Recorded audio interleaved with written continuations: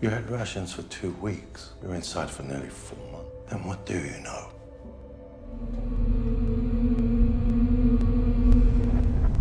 A religious event. Shut up. Oh, to think my beloved king. I'm Anya. Lena.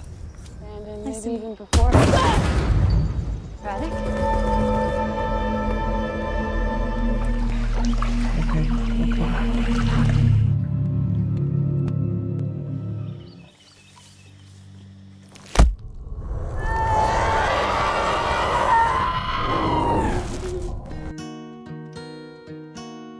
Halo semuanya, selamat datang kembali di Plotarian Movie.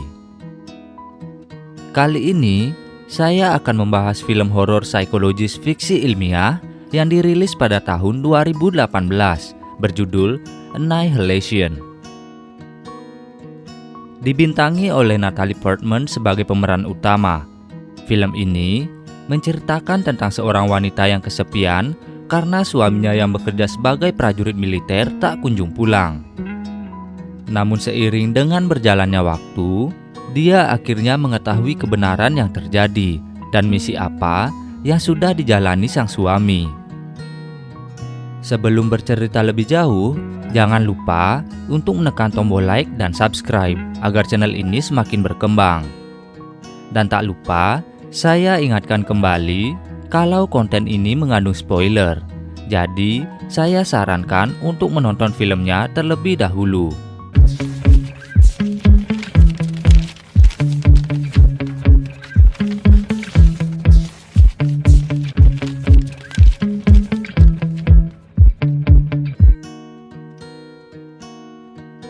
Awal film memperlihatkan 3 orang berpakaian anti radiasi sedang menginterogasi seorang wanita bernama Lena. Pria bernama Lomax menanyakan persediaan makanan saat Lena berada di suatu tempat bernama The Shimmer selama 4 bulan. Namun yang anehnya, bahkan Lena sendiri tak ingat kapan terakhir ia makan. Dan dia hanya mengingat bahwa dia berada di sana hanya seminggu saja. Setelahnya, Lomax kembali bertanya tentang apa yang terjadi pada rekan Lena yang bernama Josie. What happened to Josie Radek? Namun, Lena kembali menjawab kalau dia tak mengingat apapun juga. Sekian lama berlalu, seluruh pertanyaan yang Lomax tanyakan hanya Lena jawab dengan ketidaktahuan atau tak mengingat apapun. Waktu pun bergerak mundur pada saat benda langit raksasa jatuh dan mengenai mercusuar. Lalu memperlihatkan Lena, seorang biologis yang sedang mengajar di sebuah perguruan tinggi.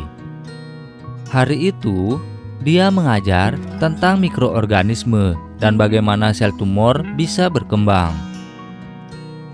Setelah mengajar, Daniel yang merupakan temannya berusaha merayu dan mengundang Lena untuk datang ke pesta di rumahnya. A garden party while the weather holds. Namun Lena tetap menolak dengan alasan ingin mengecat kamar. Sesampainya di rumah, Lena kembali bersedih dan mengingat-ingat kenangan bersama suaminya. Diceritakan, sang suami yang bernama Kane bekerja sebagai pasukan militer. Dan selama setahun menjalankan misi rahasia, Kane sama sekali tak pernah pulang atau sekedar menghubungi Lena. Saat sedang mengecat kamarnya, Kane yang sudah dinyatakan hilang tiba-tiba menghampiri, membuat Lena terkejut dan langsung memeluk Kane sambil menangis. Lena yang penasaran menanyakan beberapa pertanyaan, namun Kane sama sekali tak dapat mengingat apa-apa. Setelah meminum segelas air yang Lena berikan, kondisi Kane tiba-tiba memburuk, membuat Lena panik dan langsung membawa sang suami ke rumah sakit menggunakan ambulans. Namun dalam perjalanan, mereka tiba-tiba dicegat oleh pasukan bersenjata, dan Lena yang mencoba menyelamatkan Kane akhirnya harus dibius.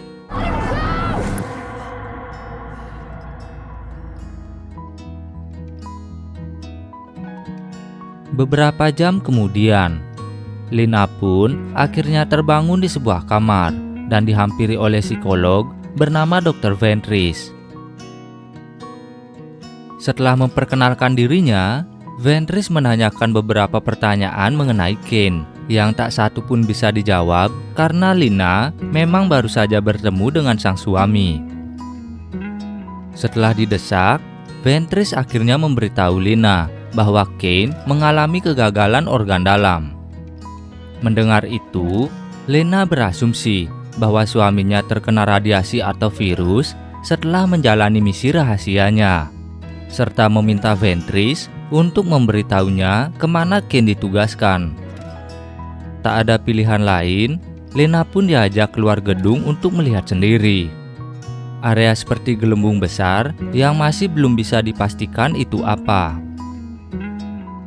Ventris juga menambahkan, kejadian itu bermula 3 tahun yang lalu, di mana sebuah mercusuar tiba-tiba dikelilingi sesuatu yang berkelip-kelip. Blackwater National Park reported that a lighthouse was surrounded by something they termed.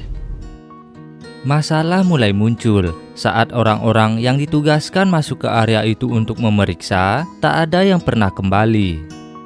Namun kini, mereka mengetahui kalau hanya Kane yang bisa keluar dari area itu. Sayangnya sebelum bisa diinterogasi, kondisi Kane malah memburuk seperti sekarang. Hingga saat ini, diameter gelembung itu semakin membesar dan meluas, dan mereka masih belum mengetahui apa yang ada di dalam sana. Di sisi lain, pemerintah berusaha menutupi kasus ini dengan mengatakan kalau ini hanyalah kebocoran gas dan radiasi sebagai alasan. Dan gelembung yang mereka bicarakan itu dinamai The Shimmer. Di malam hari ketika menyendiri, Anya tiba-tiba menghampiri dan berusaha mengajak Lina bergabung dengan kelompoknya untuk berbicara. I'm Anya. Lina. Nice to meet you. Lalu di sanalah dia bertemu dengan Casey dan Josie.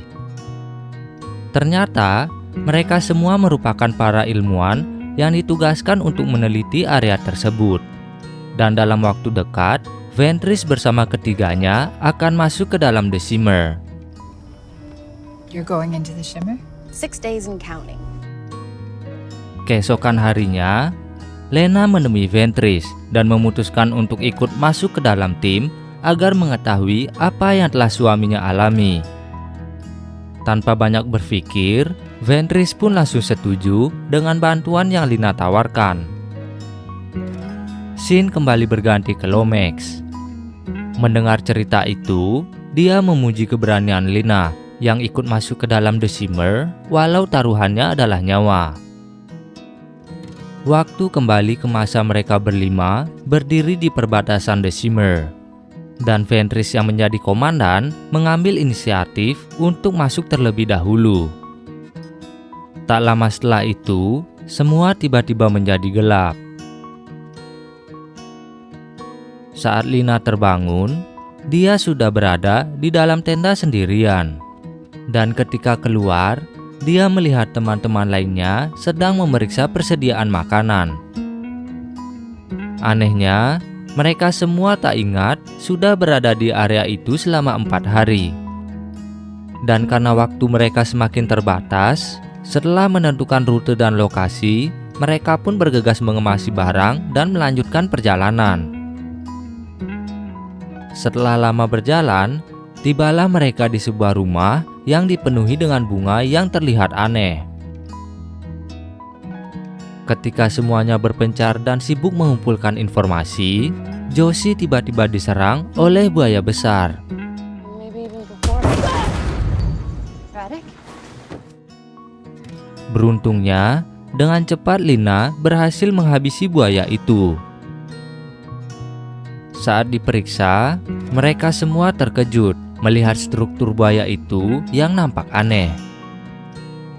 Setelah mengambil sampel darahnya, scene kembali berganti ke Lina yang sedang bercerita ke Lomax tentang mutasi yang semakin ekstrim seiring mendekatnya mereka ke mercusuar dan seakan-akan terlihat seperti dunia mimpi.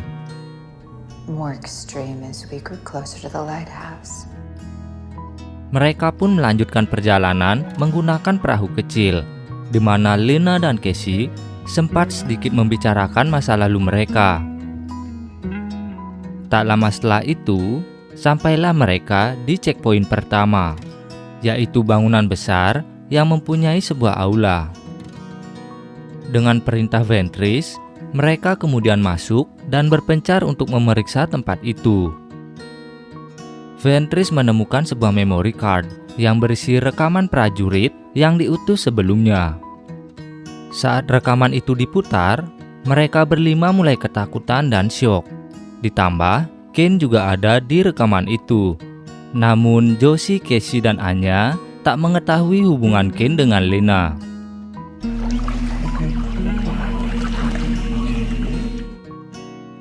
Walau masih terbayang kengerian dalam rekaman yang mereka lihat, namun mereka harus tetap melanjutkan pencarian informasi penting lainnya yang mungkin ditinggalkan oleh para prajurit.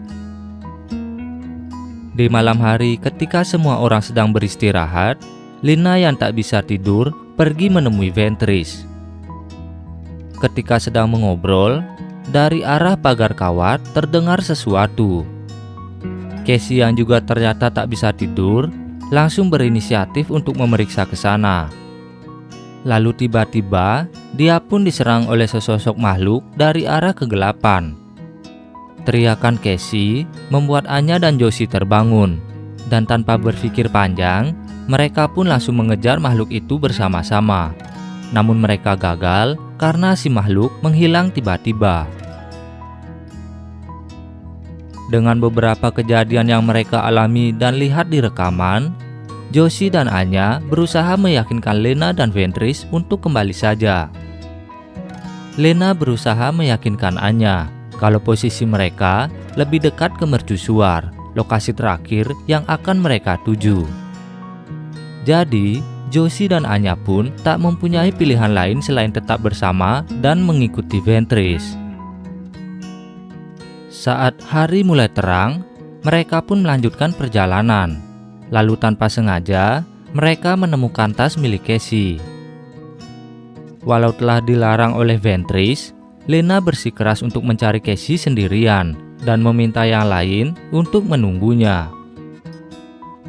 Dalam pencarian, banyak mutasi aneh yang Lena lihat. Sampai akhirnya, dia menemukan tubuh Casey dalam keadaan mengenaskan. Dia pun kembali ke tempat Ventris dan yang lain berada. Lalu setelah memberitahu keadaan Casey, mereka pun melanjutkan perjalanan. Setelah cukup jauh berjalan, tibalah mereka di sebuah rumah yang di sekitarnya terdapat tumbuhan yang menyerupai manusia. Karena hari menjelang malam, mereka memutuskan untuk bermalam di sana. Namun ketika sedang tidur, Lena tiba-tiba diserang oleh Anya. Lalu dia diikat bersama Ventris dan Josie. You don't get to ask that fucking question. You answer it. Setelah semua yang dia alami selama berada di sana, Anya menjadi bingung ketakutan, sekaligus mulai kehilangan akal sehatnya. Sampai-sampai dia ingin menghabisi ketiga temannya itu.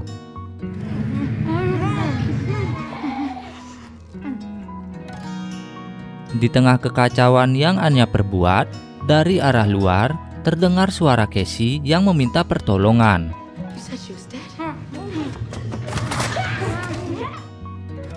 Lalu Anya yang terkejut langsung menghampiri suara itu, dan setelahnya suara Anya juga perlahan menghilang di kegelapan. Tak lama berselang, muncullah sesosok makhluk yang mirip dengan beruang. Dan ternyata makhluk itulah yang mengeluarkan suara mirip Casey.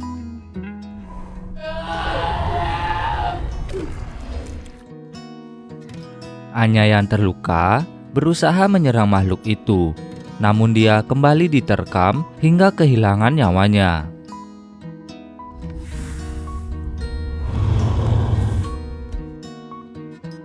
Selanjutnya, Lena yang menjadi target dan kini mulai diserang. Namun beruntungnya, Josie berhasil menyelamatkan Lena dengan menembak kepala makhluk itu.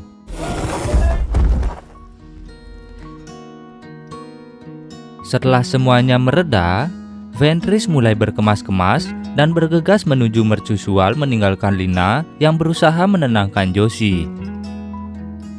Di pagi hari, Josie terlihat sudah tak bersemangat dan mulai menyerah. Terlebih lagi, kini tubuhnya perlahan mulai berubah menjadi tumbuhan. Sambil mengucapkan kata-kata perpisahan, Josie pun mulai berjalan meninggalkan Lina. Lalu ketika Lina berusaha mencegah dan membujuk Josie, tiba-tiba saja temannya itu menghilang. Dan yang ada di hadapan Lina hanyalah beberapa tumbuhan yang berbentuk menyerupai manusia. Sambil terus menangis, Lina pun melanjutkan perjalanannya sendirian. Sampai akhirnya dia tiba di pantai yang mengarah langsung ke mercusuar. Agar mempercepat perjalanan, Lina pun membuang tas yang ia bawa dan hanya membawa senjata saja untuk berjaga-jaga. Ketika masuk ke mercusuar, Lina melihat tubuh yang hangus terbakar dan kamera yang mengarah ke tubuh itu. Demi mengetahui apa yang terjadi, Lina memberanikan diri menonton rekaman di kamera yang dia temukan. Ternyata, rekaman itu memperlihatkan Kane yang pasrah, lalu menggunakan granat fosfor untuk mengakhiri dirinya sendiri.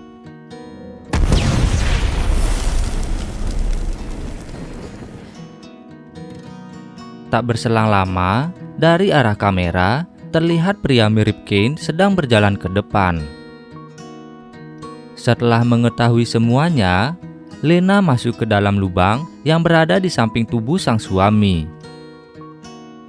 Di dalam sana, ternyata sudah ada Ventris yang sedang membicarakan sesuatu yang perlahan masuk ke dalam tubuh mereka.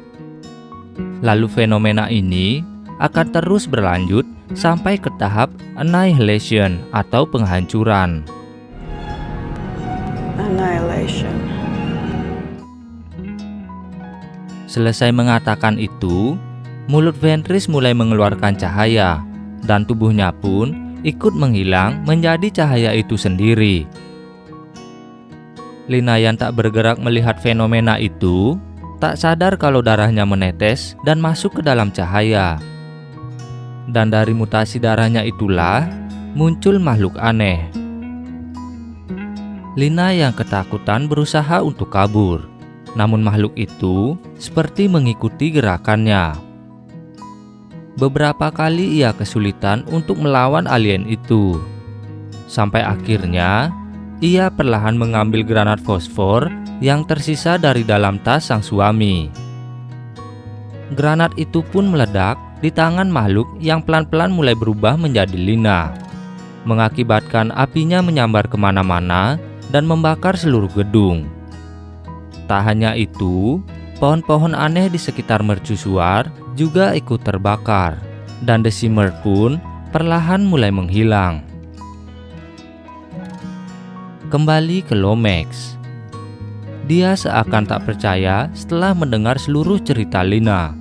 Apalagi, penggambaran alien yang begitu abstrak membuat Lina sama sekali tak bisa mendeskripsikannya dengan kata-kata. Namun yang ia tahu, alien itu telah mengubah seluruh makhluk yang ada di The Shimmer dan juga berhasil meniru seluruh gerakan Lina. It was changing everything. Lomax memberitahu, setelah The Shimmer hancur, beberapa tim kembali diutus untuk ke sana. Dan kondisi Kane tiba-tiba jadi membaik. Setelah bercerita dan saling bertukar informasi, Lena pun dipersilahkan untuk menemui Kane. Dan di akhir cerita, Lena dan Kane pun berpelukan. Lalu mata mereka berdua tiba-tiba mulai berubah.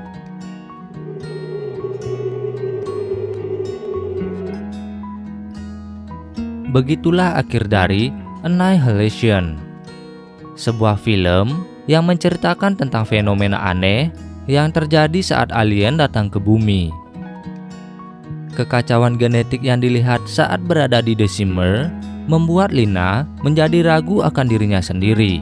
Apakah dia manusia atau alien seperti Kane yang ada di hadapannya? Terima kasih bagi yang sudah menonton sampai habis. Jangan lupa like, share, dan subscribe. Serta tinggalkan kritik dan saran film selanjutnya di kolom komentar.